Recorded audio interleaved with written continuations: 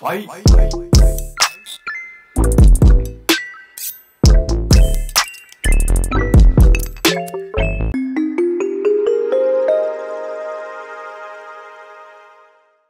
Hi, my name is Nicole Nagelli, and today I have Tillie Elvrum with me. Hi, everyone. Do you want to say a little bit about yourself? Sure. My name is Tillie Elvrum, and I'm an education advocate and consultant. And I'm super passionate about online education and education technology. And in a previous life, I have been a music blogger, pop culture aficionado, and you can kind of see my nerdy domain behind me there. But I'm just passionate about education, music, pop culture, a little bit of politics and policy. But yeah, I'm just glad to be here, and I'm glad Nicole extended the invitation. Yeah, no problem. This is a bit different from what I usually do, because in my other interviews, I usually interview people from the animation industry. But I'm really excited to chat with Tillie about her work and the things that she's done. All right, Great. here is the icebreaker question. Oh Tell boy. us your favorite quote, but in your own words. Oh my goodness, my favorite quote. Where do I even begin? Let me think on this. My favorite quote. It's probably something along that be the change you want to see in the world. And I really believe that we all have the power to be a positive influence on our communities, our families, our government. And so I really believe in, if you want to see change in the world, you have to model it. You have to be a part of it. It's an active process. And so, yeah, that's just go out there, be the change. That's a really good quote. So, what role has fear played in your mindset towards your work? Oh gosh, fear. It's a real thing. And I think no matter how old you are, or what line of work you're in, or what you're trying to accomplish, I think all of us sometimes go through self-doubt. And sometimes there's that inner voice that tells us maybe you're not capable, maybe you're having imposter syndrome, and you hold yourself to a standard that maybe is great for other people, but it doesn't necessarily apply to you. And sometimes fear creeps in and it keeps us from trying new things or getting out of our comfort zone. And I think it's something we all deal with. I haven't met anybody in my life who hasn't had fear creep into their work, their creative efforts. I think the artists in my life experience that quite a bit. They doubt their own talents or creative abilities. And my message to all of those folks is tell that voice to shut up. Like, don't listen to that inner voice that's holding you back, because you do miss opportunities when you give into fear. But fear can also be a great impetus to challenge yourself and to prove yourself. I know when somebody tells me no, like you can't do that, and inside, yeah, I might be a little bit scared, but that also fuels my passion to kind of overcome challenges, and to understand that, okay, I might fail, but I'm going to learn from that failure, and don't be afraid of it. How does fear affect your work and how do you combat it? I think it's just a constant process of learning from your failures and taking risks. Like I said, when you operate in a state of fear, sometimes that holds you back. And so we have to really kind of believe in ourselves. And that doesn't mean that you get it right the first time. How many times do we do something, we launch a project or we have an idea and we're really excited about it and we think, you know what, I'm going to do it. And you do it and it doesn't go according to plan or you don't get the response that you wanted. And that can be kind of, it can be defeating sometimes. But if you look at it as an opportunity to learn and grow and to ask questions about why it didn't work, I think your fear, when you start working that process, the fear kind of subsides and it doesn't rule over you as much as maybe when you start out on any kind of endeavor. At first, everything kind of seems scary, but once you start working the process, learning from it, that fear kind of takes a back seat and you become more comfortable with your own abilities and your own capabilities to overcome some of those fears and challenges that you might be experiencing. When you encounter a problem, usually what's the first thought that comes to your head? Usually the first thought that comes to my head when a problem, I'll just be honest, like, oh, why me? Like, what are we going to do? And you kind of work through the worst case scenarios. That's kind of how my brain is wired. But I kind of go through that and then I take a breather and then I think about, okay, here's the reality. Here's what I know about the situation. What tools do I have in my toolbox to address it? How am I going to cope with this challenge? And then you move on from that. That's always the first thing. I'm not going to lie. I'm not that person that right away says, oh, a really tough problem. And I'm so excited about it. No, that's not how I am wired. I know there are people like that. The first thing I do is kind of like, oh, great. Like now what am I going to do? And you just kind of run through like, but I don't stay there. And I think that's the key, is not to kind of stay down and in the problem, in the muck. You got to get yourself out of there. And so how am I going to do that? I think that's more important than the first reaction, is that next step. How am I going to tackle this challenge? Yeah, for sure. There's that one quote that the first thought in your head is what you're conditioned to think, and the next one defines who you are. That's really good advice, yeah. Yeah. What were you scared of at the start of your career, and has that changed to now? I think at the start, I think always just thinking maybe I wasn't good enough or comparing myself to other people in the same space, I think was my biggest challenge, and kind of just not believing in myself like I should. And but it wasn't a good place to be. And those thoughts, they trickle in sometimes. But that's when I have to remind myself where I started, where I came from, and also acknowledge that every beginner, or every expert, they were a beginner at some point. So everybody is in a continual state of learning and growing. And even the people that I respect most in the world, no matter what, where they're working or what they're doing in their life, the people that I respect the most are always learning. They never say, like, I've got it all figured out.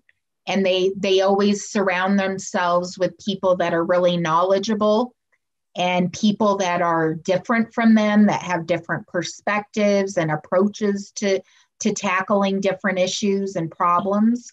I've learned a lot just by watching people I really admire and seeing how they navigate their careers or the projects that they're working on. So why do you do what you do? It's not necessarily like I've been thinking of doing this since I was a kid, or I've always been doing this, but it's more like what is it filling in your life? Why do you do it? I think I've always been kind of an activist. Uh, Even since I was a kid, I was really passionate and really interested in current events and history and politics and government and how governments work and leadership. Mhm. And then, of course, I became a parent, and I had a student who needed a learning model that was outside of the traditional system.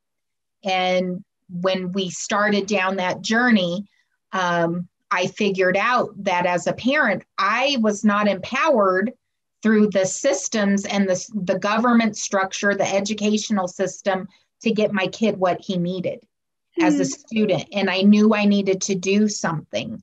And so that's where my kind of that activist heart that I have kind of, it just really took off. And that's where everything started. And, it started just by like writing a letter to the editor or to the governor. And from there, I just knew I needed to do more. And it started because of my own student, but I continued because I met great kids like you, students like you who needed educational options. And unfortunately, not every student had a full menu of educational options. And that's why I do the work that I do, because I believe every student deserves as many pathways to success as they can find. And so that's what drives me every day to do what I do, because I'm passionate about education, about kids, about government, about making sure that our government and our schools work for every person. And so that's why I started on this journey and why I continue the work. Yeah, that is the main reason why I wanted to talk to you because Tilly and I met when we were doing an interview. You interviewed me for the online school that I went to, Connections Academy. It's really great. People, like, especially the education system, they need more people who are passionate like you do. That's really awesome. Yeah, it's been the biggest, I don't know, honor of my life to meet students like you and to fight for your educational opportunity.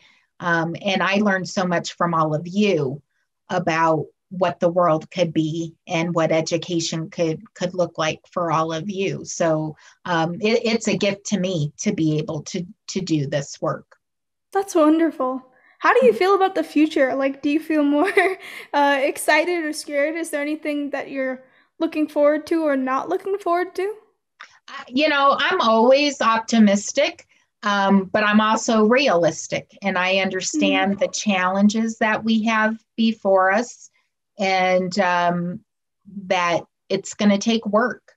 I'm optimistic. I think the future looks amazing. I think I meet students like you who are doing really cool, innovative things and taking control of your education and kind of um, I don't know, hacking your way into the future. The work that you guys do looks so different than from what I thought, my career or education would look like, when I was your age.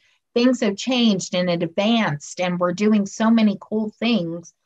So I'm optimistic, but I also know that if it's going to be an equitable and inclusive future for all of us, that we have to work together. Mhm. And so I hope that all of us, it's kind of a challenging time. Politically, people are divided and people go into their own silos, and they like to kind of attack each other for different points of view or politics, whatever it is. And that worries me. That keeps me up at night, because I think when we do that and we stop talking to each other and we talk at each other or around each other, Mhm. um, that doesn't serve us well as a society. And so while I'm optimistic, I understand the challenges, and I just hope that we can get to a place where we can start talking to each other civilly again, and getting beyond just like political views or ideologies, but what makes us all tick as people. And I think when we do that, we find out we have a lot in common. Yeah, yeah, for sure. What is the one project or idea or dream job or story that you feel like you're meant to tell or you'll regret not doing? Which I think we already touched upon a little bit. Wow. Oh, geez. Well, definitely. For me, it's educational opportunity for every student all around the world. And I lead this initiative called Parent Support for Online Learning. And we have families in that group from all around the world. And they have this one thing in common. They want their kids to have a better future.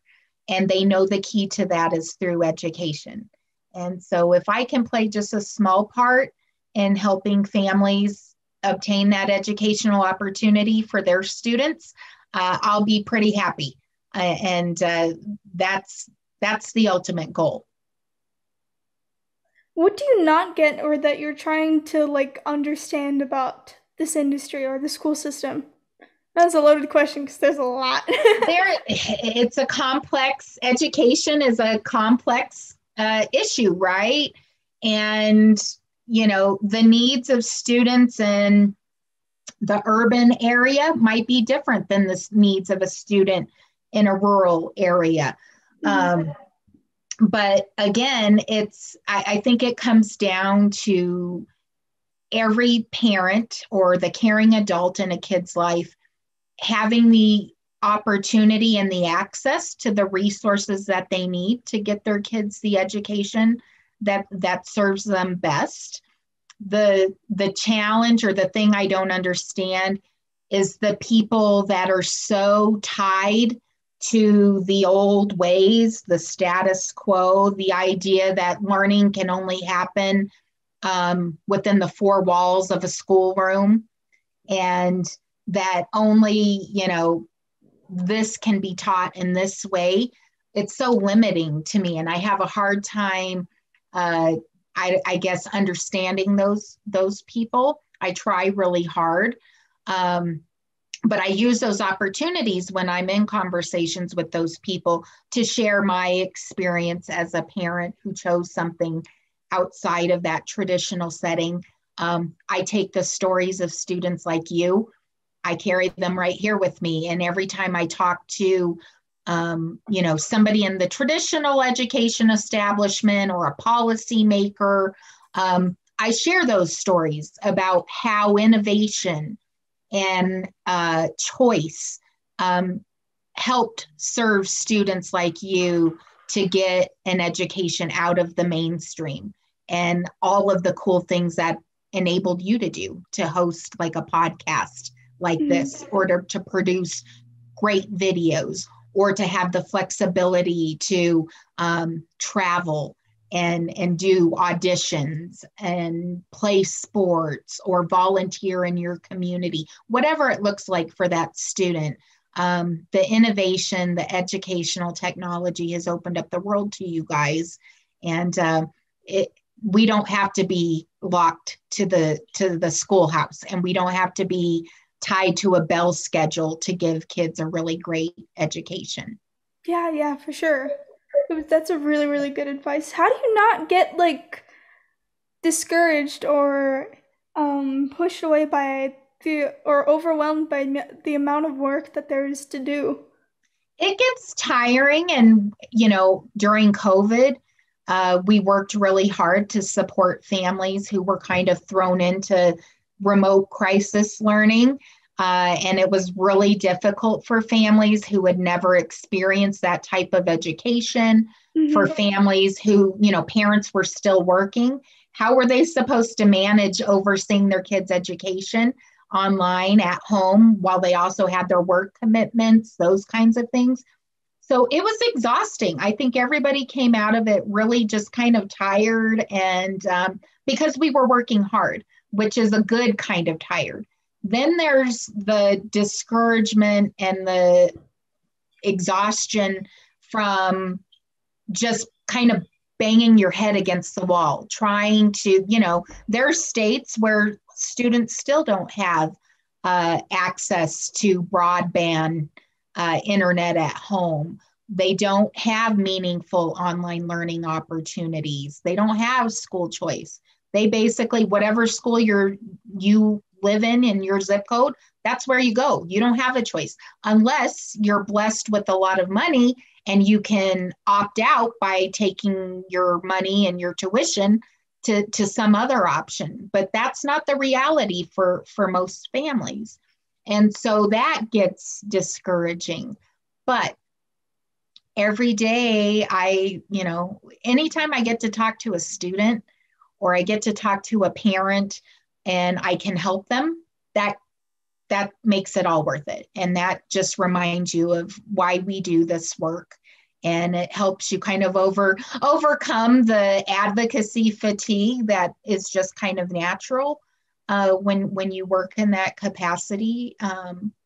But you just, it's important to, sometimes you just have to take a little break and take some self-care too, to understand that you can't serve others if you're not taking care of your own physical, mental, spiritual well-being as well. That's really important. And I learned that lesson kind of late in life.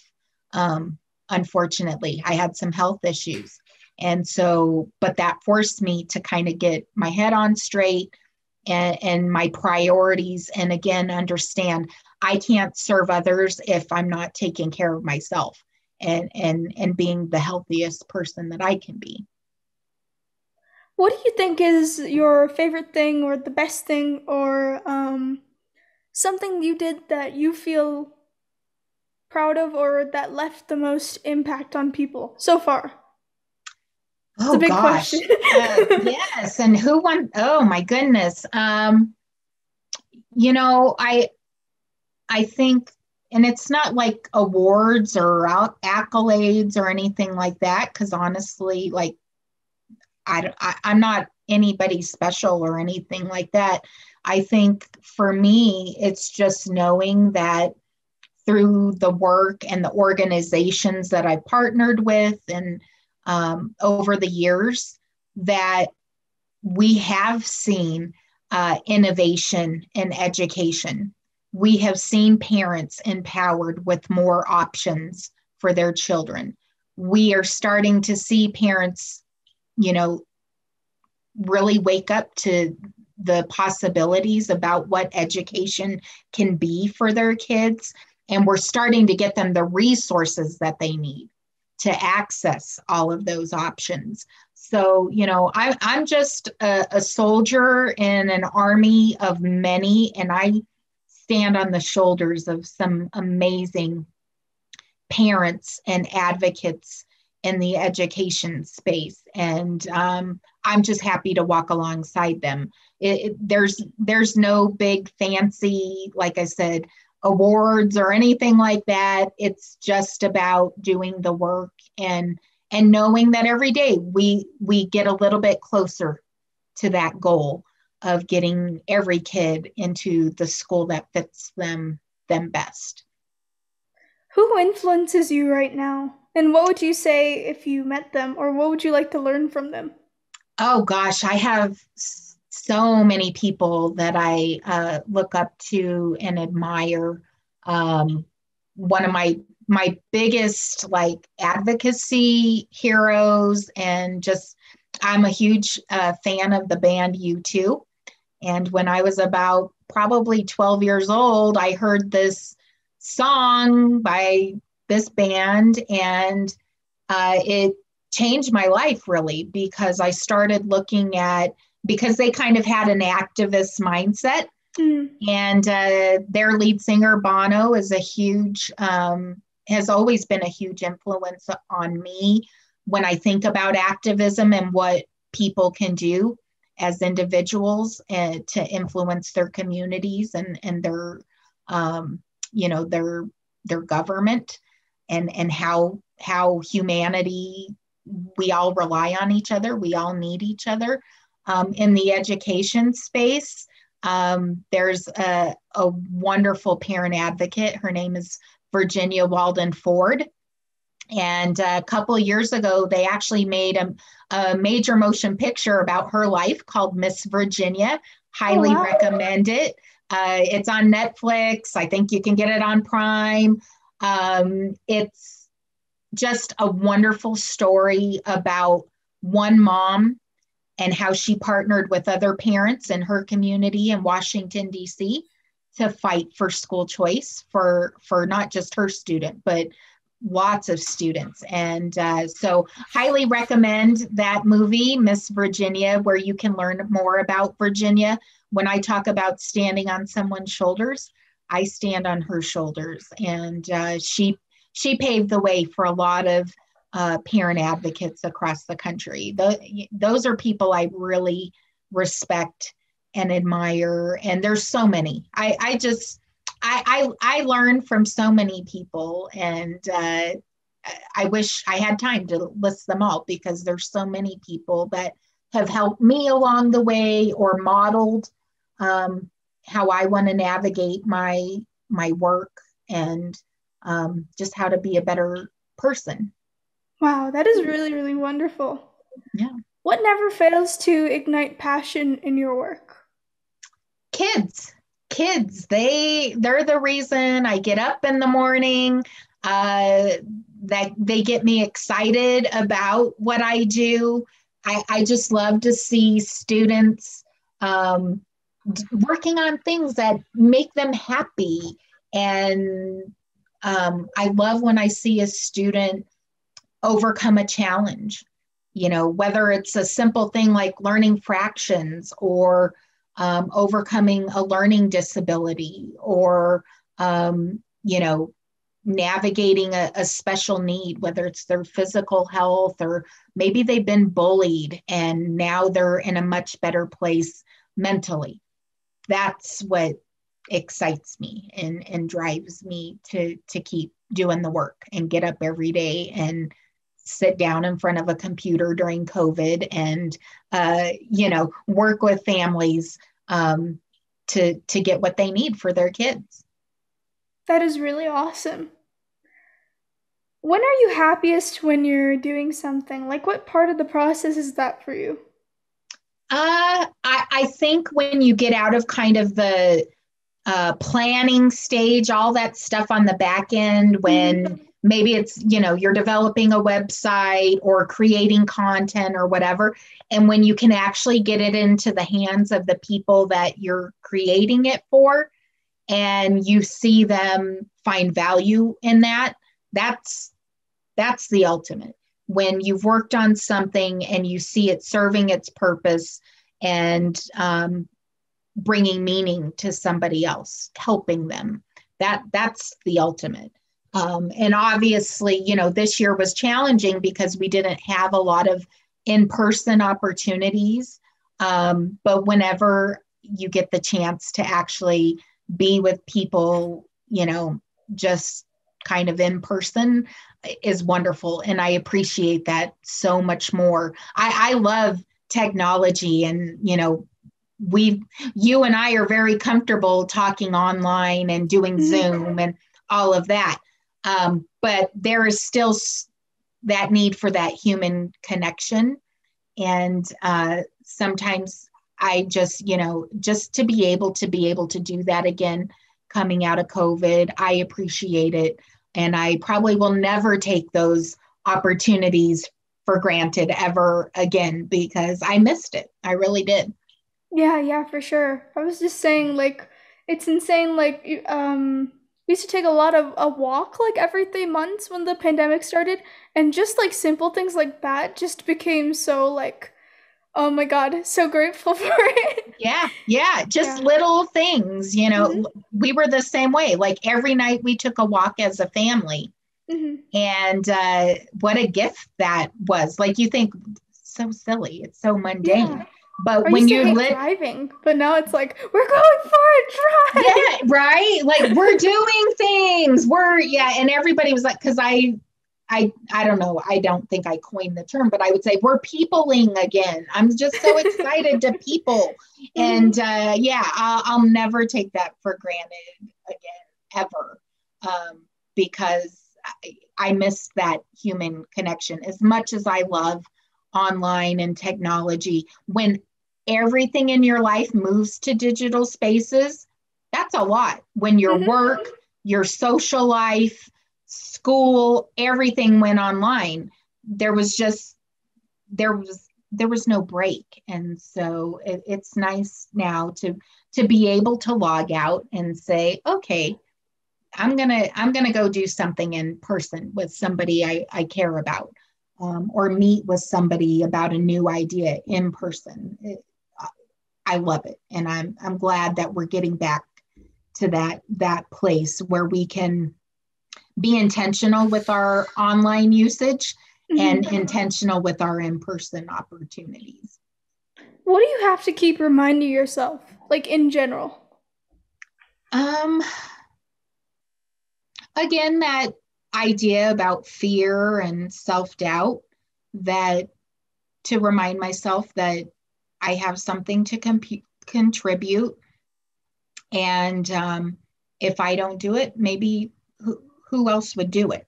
Mm. And so just to, I don't know, just keep pushing on, even when the work is hard or you're discouraged, or you face a challenge, you don't get a proposal, or you miss an opportunity. That's not a judgment over your whole entire project or whatever you're working on. That's one moment, and don't let that one moment kind of overtake everything that you're trying to accomplish or everything that you've already done. um, Rest on the good work that you've done, but keep pushing forward. Yeah, that's really, really good advice.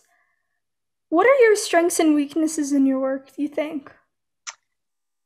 My strengths, I think my strength is I can relate to families because we've lived it. Our family has struggled, finding the right type of education for our kids. And I have been through legislative battles, and uh, I just have, and I've done it a long time. So I have a lot of historical perspective. I think that's a strength. A weakness is, um, I think I could always be a better writer. I think I could be a better public speaker.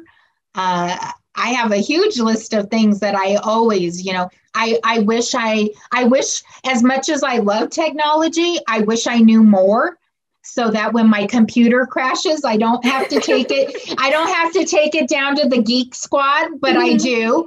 Shout out to those guys because they have an expertise that I don't have. Um, I'm always thinking about things like, oh, I wish I knew how to do this better, or I need to learn how to do this because it Hmm. will help me be better. So yeah, the list is long. I wish there was a lot of things that I was better at. Hmm. Okay, so let's say that we're looking like way into the future right now. Like future you when everything like you ever wanted just like worked out. What advice would your older self give to you now? Oh goodness gracious. Maybe be gracious with yourself when you miss the mark or you don't necessarily perform the way that you wanted to. Remember that we're all imperfect, and sometimes we do the best with the circumstances that we have. Um, and then always just remember why you do the work. Don't ever lose sight of the reason you started and why you continue. And that if you do that, that hopefully that'll be enough. That'll be enough to keep you pushing forward and working towards your goals. I hope that's the mindset that I'll be in 20 years or whatever it is. And Okay.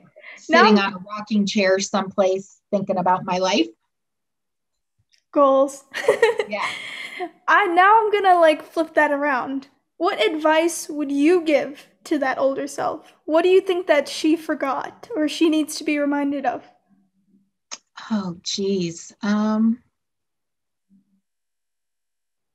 Oh, that you tried really hard, that every day you woke up and you thought about where's a need and how can I fill it, and that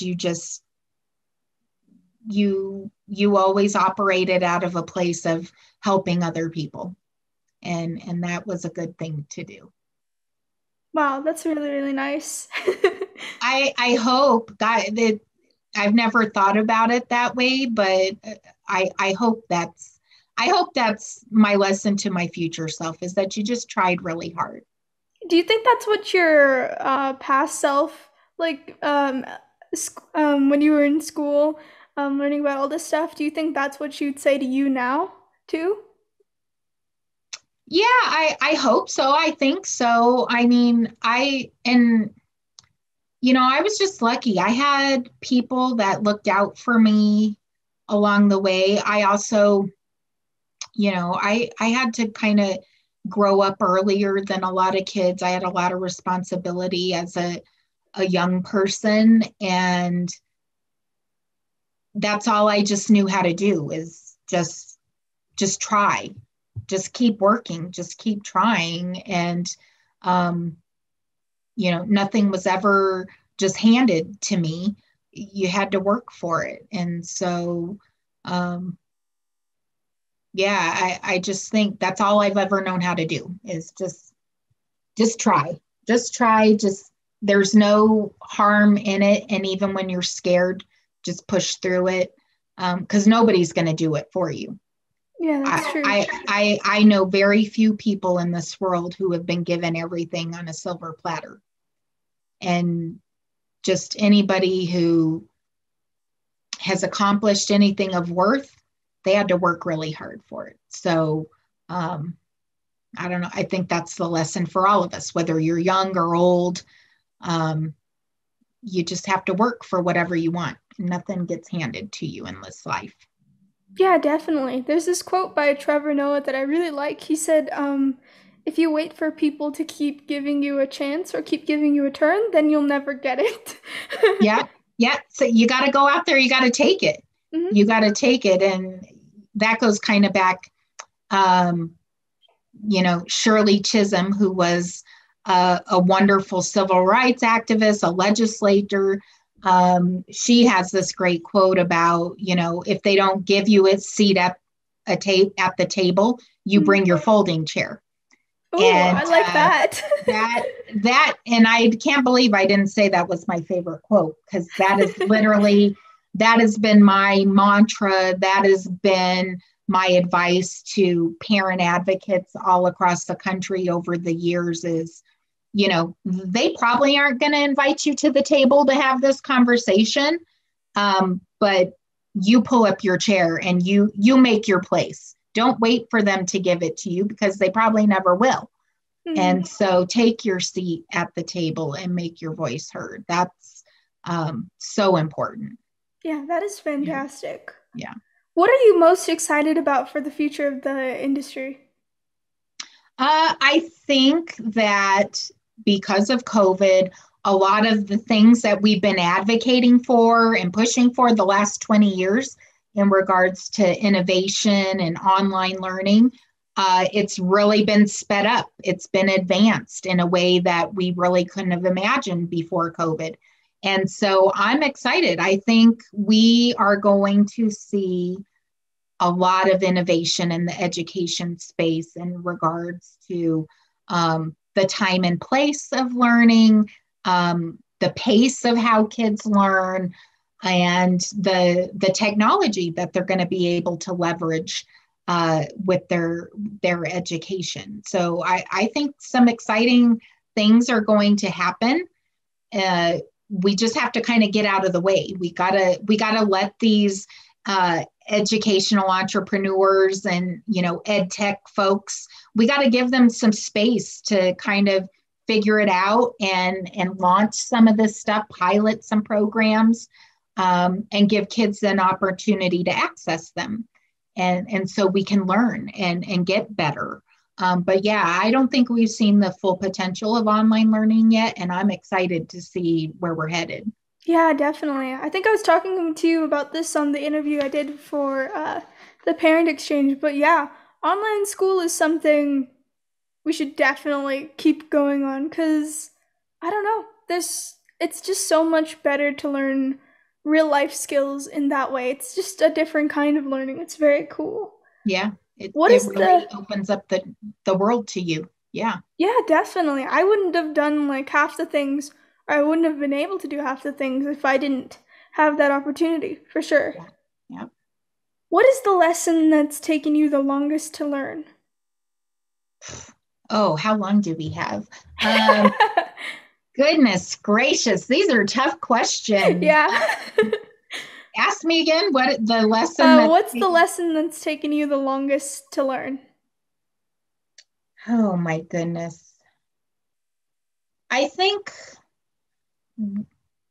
the one I continually work on is that I can lean on other people and that it's okay to, not necessarily be an expert on everything and to lean on other people when it's not in my wheelhouse or my specialty, and not because I think I can do it all, but because sometimes you're afraid to ask other people for help, and it's okay, and it's not a sign of weakness or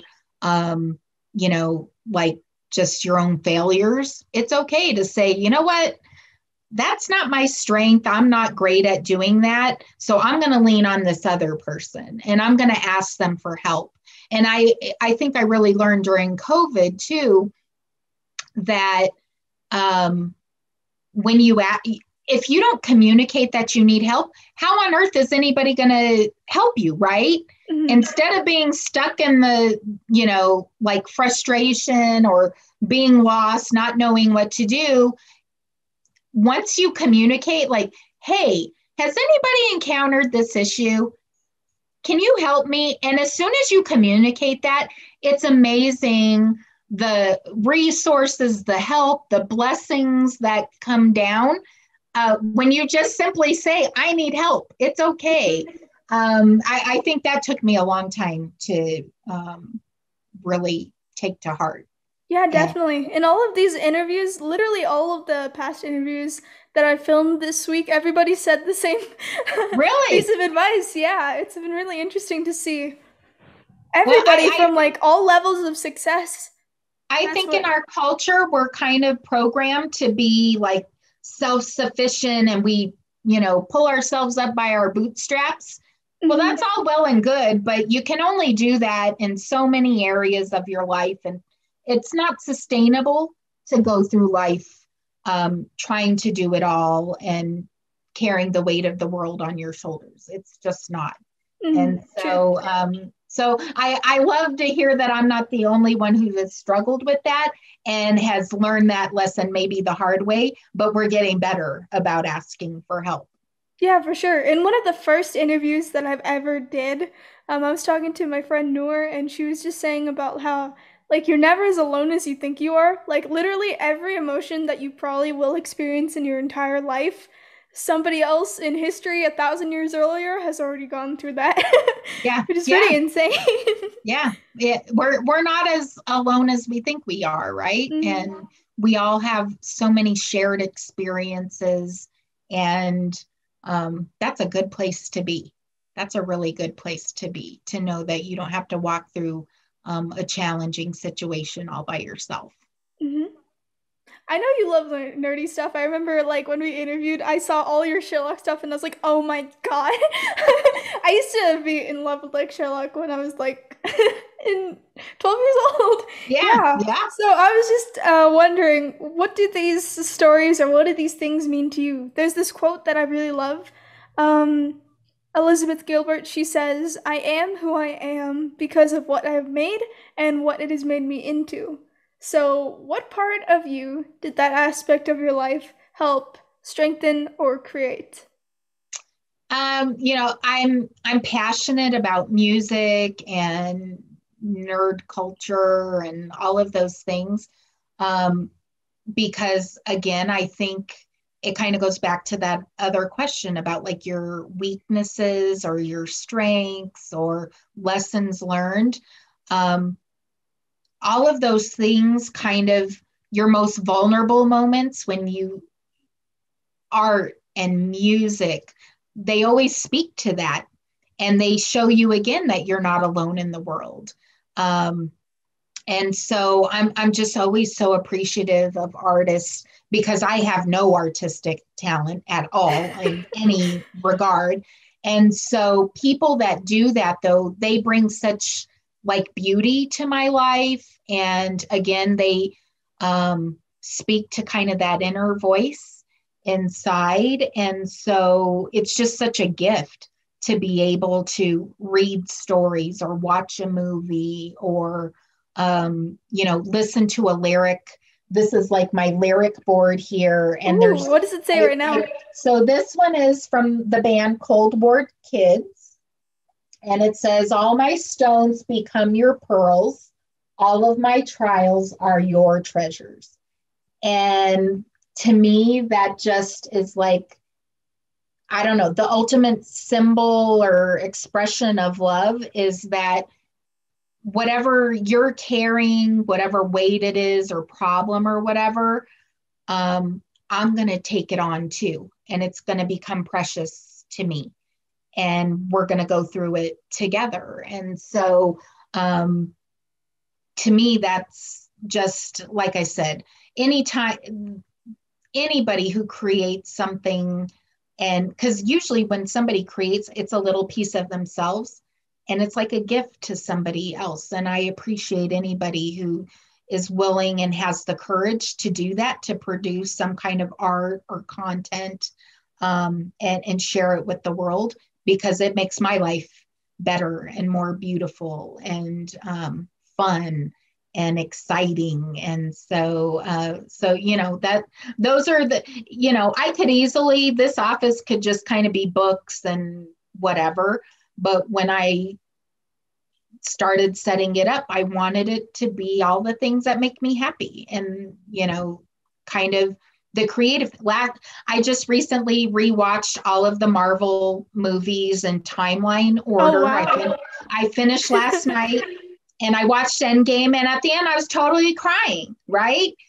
Because those stories, they resonated with me and they taught me things about myself and about, just how we walk through the world together and, what are the virtues and the character traits that resonate with me and that I want to see in real life and stuff. And it's just, it's, I don't know. I will always be a nerd no matter what. And other people, they might think it's silly or whatever, but I've met amazing people because of my love of music and pop culture and movies and novels. And it's just another way to connect with people on another level. And it just brings me a lot of joy.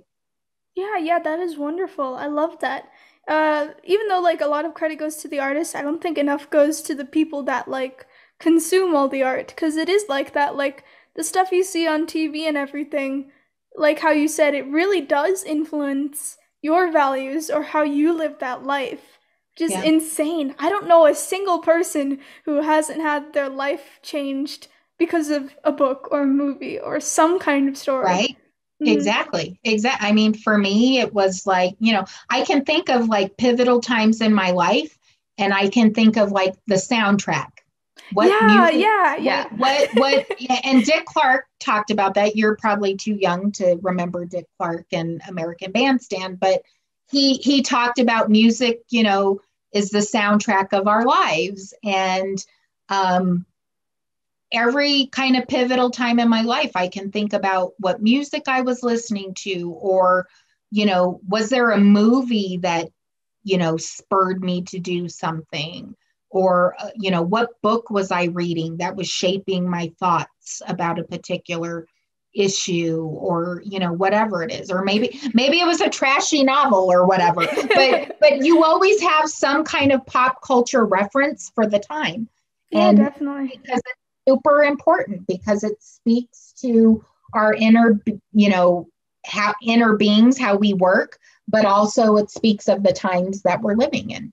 Yeah, the last guest I was talking to yesterday, she was talking about how you're just like a collection of all the stories and all the people that you've ever met, like stained glass or something. It's really insane, and Beautiful. that's Yeah. just how it's been for like all of history before Yeah. there were even ways to communicate properly, which just blows my mind. Yeah. Yeah. There was always music. There's always been rhythm. Hmm. And, that speaks to a culture. Uh, it's wonderful. The world's a wonderful place, and I love to learn about different cultures and what people are reading and music and movies that they're creating, and just just those little things that make life worth living.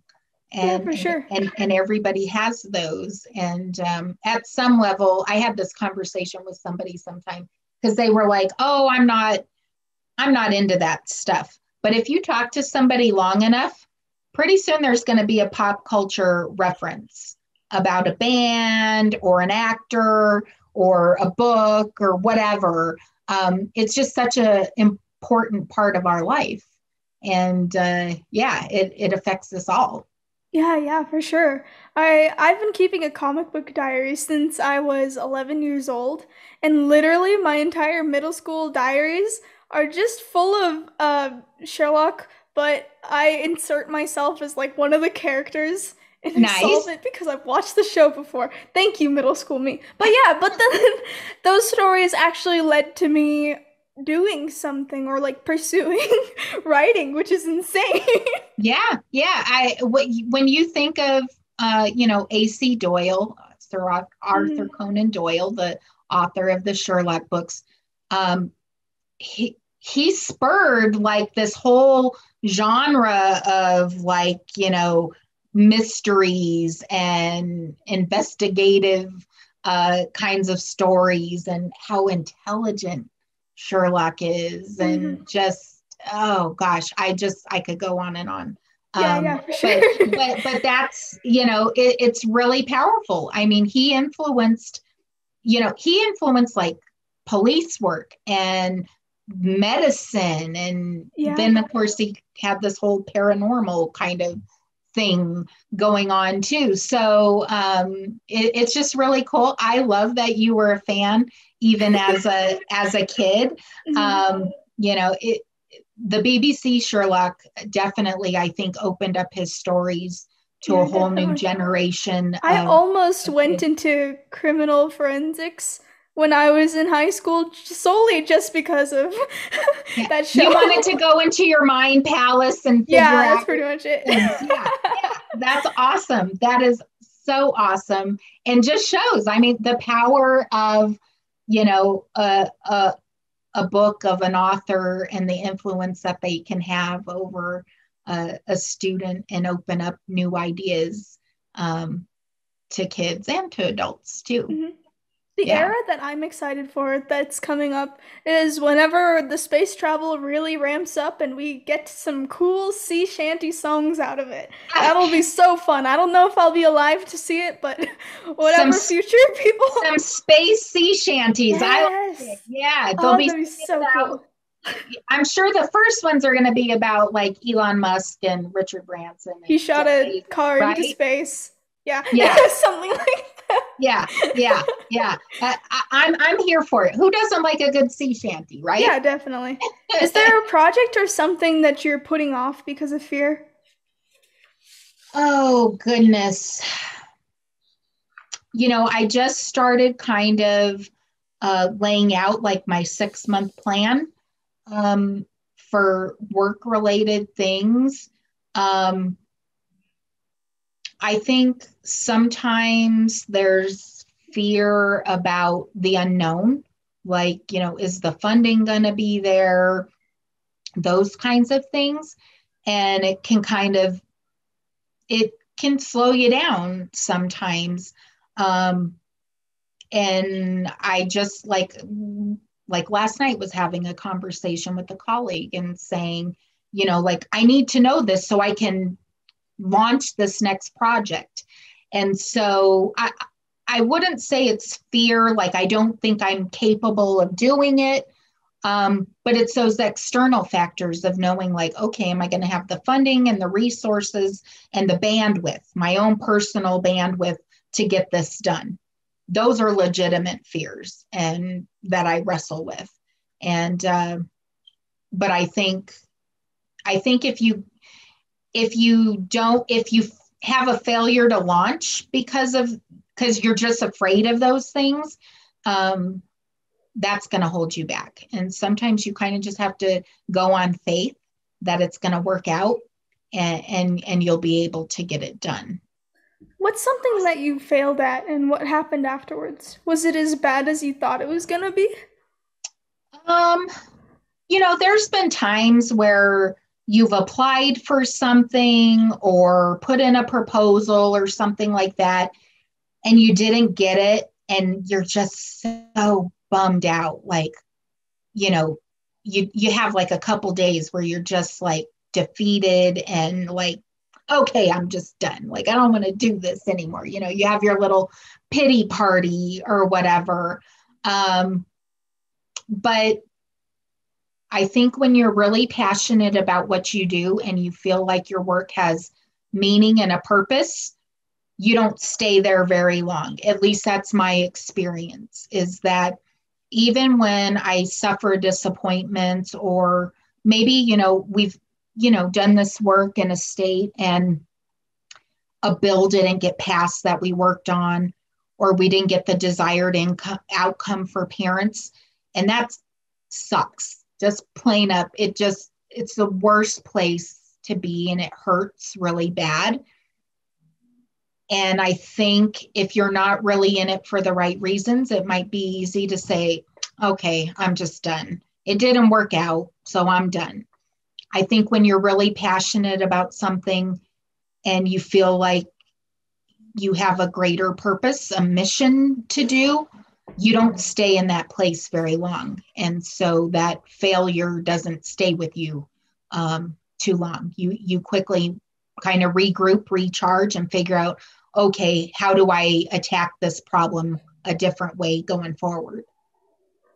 What helped you get out of your comfort zone? I think just being forced, like literally, there were points where I was asked to do things that I was like, me? You're like, you want me to do that? Are you sure I'm the right person to do that? And other people saw something in me and said, we think you're the person to deliver this message or whatever it is. I think that really helped when people believe in you and they empower you and support you in your work. I think that's the biggest thing, is just having the support and belief of other people really helps you get out of your comfort zone. And then also practice. Mm-hmm. Sometimes the first time you do something, it's not great. It's not your best work, but then you learn as you go and you get better and you get better.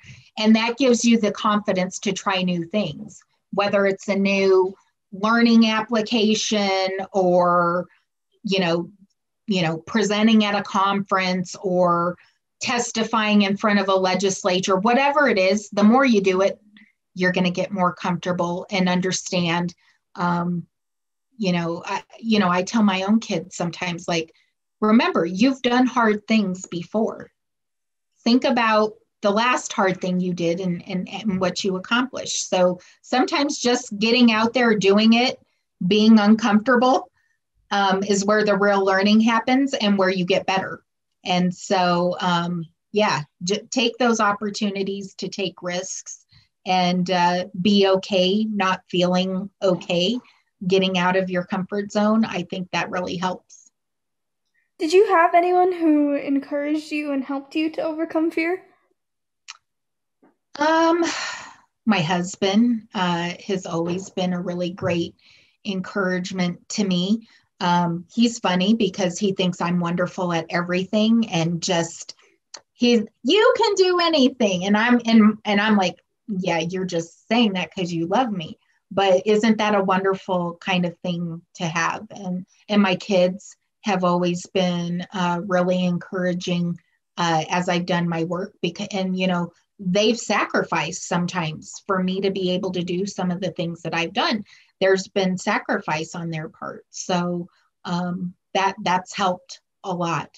But I've had colleagues that have thought of me for a project or directed me to a resource or something like that. What's that saying? We get by with a little help from our friends. Yeah. That is that is definitely true in my case. I couldn't do it without my friends and family for sure. That's awesome. Yeah. What is the most fearless thing that you've ever done? And it doesn't have to be work related. I've had people tell me that they went skydiving. One person was in a kazoo band, so it can literally be like anything you want. I love it. The most fearless thing I have ever done. Um, Gosh, let's see. I'm not a super strong swimmer, but we went to Hawaii and I snorkeled out in the open ocean, Ooh. which is not necessarily and I'm not necessarily the most athletic person. So to me, that was like huge, like, to jump in and you don't know what's around you and the waves are coming over you. It was really choppy that day.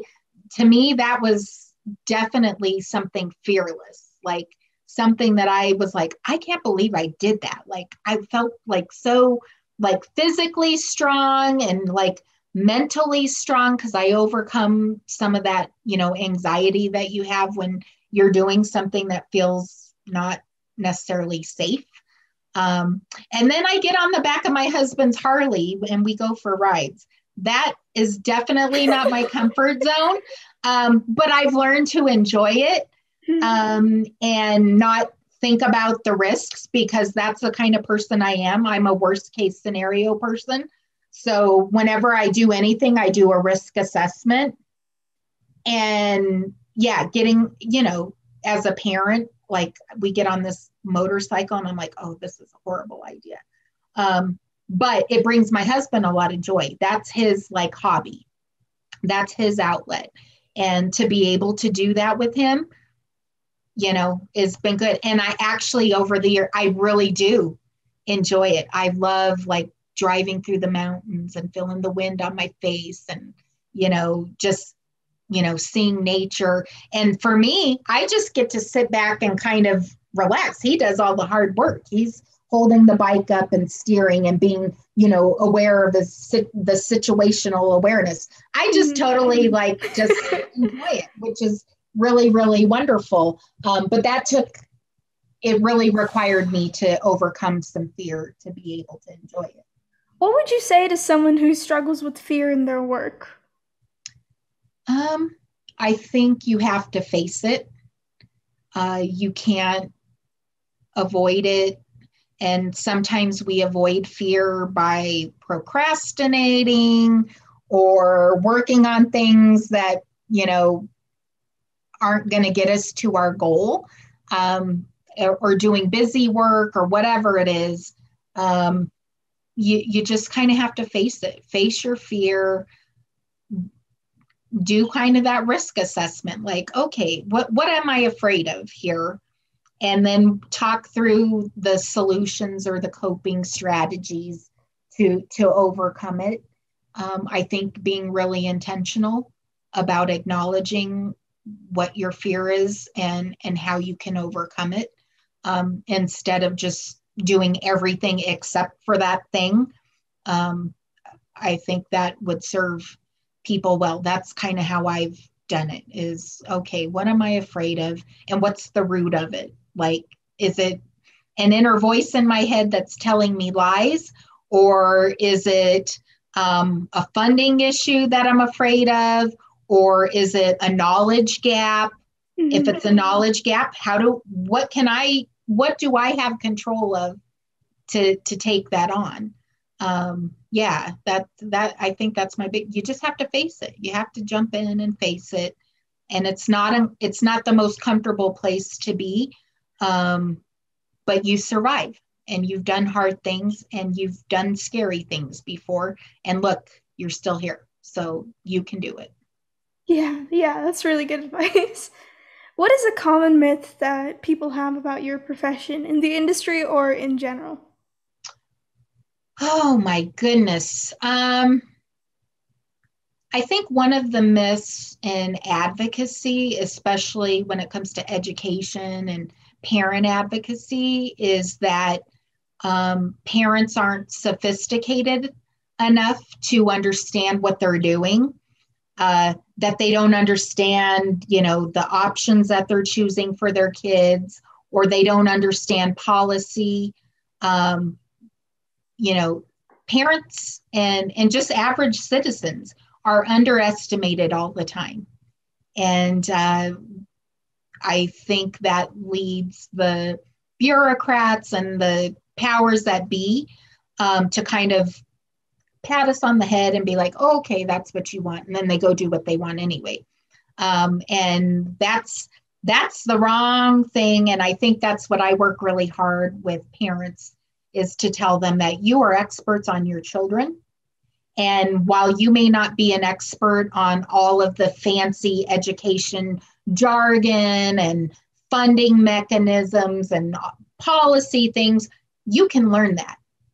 And you have the power to really make a difference, and to kind of steer parents and help them become more knowledgeable and equipped with the information that they need to be effective advocates for their kids and their schools. So yeah, I think the myth is that, parents or the everyday citizen, they're not sophisticated enough to understand how policy affects their life.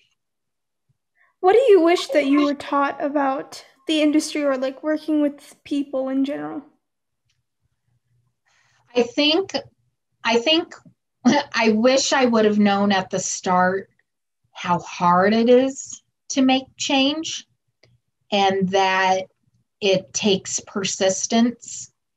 And, a lot of us, when we started this work in school choice and advocacy about 25 years ago, a lot of us thought, you know what, we'll do this and we'll get this one win, and then we'll be done and we can go back to our lives. Well, here we are 20 years later, still having some of the same conversations that we had years ago, still fighting for funding and recognition of different kinds of learning programs.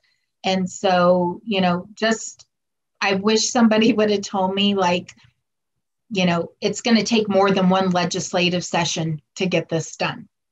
And pace yourself. And again, lean on other people, because I spent a lot of years trying to do stuff on my own, and it's really hard. And that saying, it takes a village, it really takes a village to get stuff done. And it takes coalition building and partnership to get stuff done. Those are the biggest lessons I wish I would have known at the start. We are on to the last question. Oh boy. And What they've is been good. something? Oh, okay. Okay, you be the judge of that. What is something that you thought was scary, but you were able to overcome or get through? Um, I think the very first time that I testified in front of a legislative body, I was scared to death. My knees were shaking. I almost cried because it was my personal story, my family's story. Mm. And literally, my son's education was on the line. And I felt like, again, like these were legislators, and I had in my mind that they were these big, important people, and they controlled everything, right?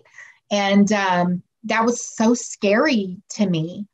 And it took about, I don't know, 2 or 3 times testifying. And I still do. I still get nervous, because a lot of times when I'm doing that work, I'm not just speaking for me, I'm representing a group of families and kids that, I'm their voice on this particular day.